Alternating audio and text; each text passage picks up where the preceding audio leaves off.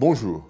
Les enquêtes conjoncturelles menées au mois de février en zone euro et en France montrent une légère inflexion de l'activité. Le niveau d'activité reste très fort, mais l'on n'est plus en phase d'accélération comme on l'était au dernier trimestre 2017 ou au début de l'année 2018. On a une légère inflexion, l'activité n'accélère plus, c'est ça qu'il faut retenir. Et d'ailleurs, on le voit bien dans la mesure calculée par l'INSEE sur l'indicateur de retournement conjoncturel.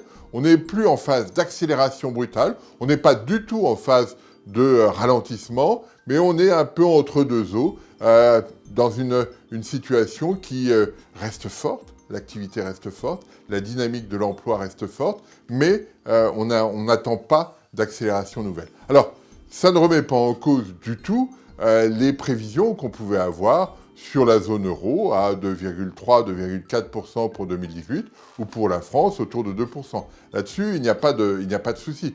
Mais on voit bien qu'on n'accélère plus. Alors, on peut l'observer, même un petit peu plus dans le détail, en constatant que l'inflexion majeure est observée dans le secteur manufacturier.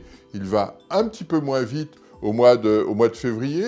Et de toute façon, on pouvait difficilement imaginer que la croissance du secteur manufacturier puisse encore s'accélérer fortement, parce que quand on regarde la zone euro, quand on regarde la France, le taux d'utilisation des capacités de production, c'est-à-dire la façon dont on utilise les machines, est à un niveau exceptionnellement élevé, et donc on ne peut pas aller plus. Il faut investir, il faut se redonner des capacités de production pour pouvoir produire davantage. Donc il était évident qu'à un moment donné, la situation allait coincer un petit peu, on n'allait pas pouvoir aller beaucoup plus vite.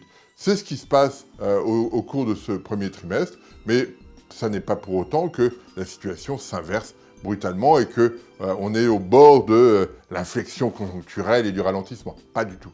La deuxième remarque que l'on peut faire autour de ça est de s'interroger sur ce que va faire la Banque Centrale Européenne. On sait bien qu'il y a toute une série de discussions sur le comportement de la Banque Centrale Européenne. Doit-elle arrêter d'acheter des actifs dès le mois de septembre ou aller plus loin? Il y a deux choses.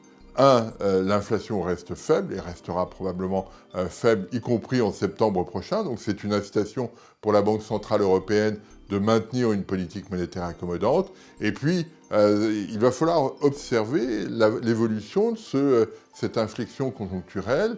Est-ce qu'elle est plus marquée, moins marquée? Et de ce point de vue-là, on sera très dépendant de ce qui se passe dans le reste du monde, notamment dans la guerre commerciale qui est peut-être en train de se déclencher entre les États-Unis et la Chine. On a vu que les États-Unis menaçaient d'augmenter les taxes sur l'aluminium et l'acier chinois. Voilà, est-ce qu'on rentre dans cette situation? Si on était dans ce cas-là, effectivement, la situation serait beaucoup plus dégradée. S'il n'y a pas ce risque-là, eh bien, on va se maintenir sur un rythme cohérent avec les prévisions, et la Banque Centrale Européenne n'aura pas forcément d'incitation immédiate à durcir le ton.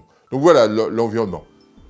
Croissance toujours robuste, pas de révision des prévisions pour l'instant, mais on n'est plus en phase d'accélération, et c'est ça qu'il faut retenir.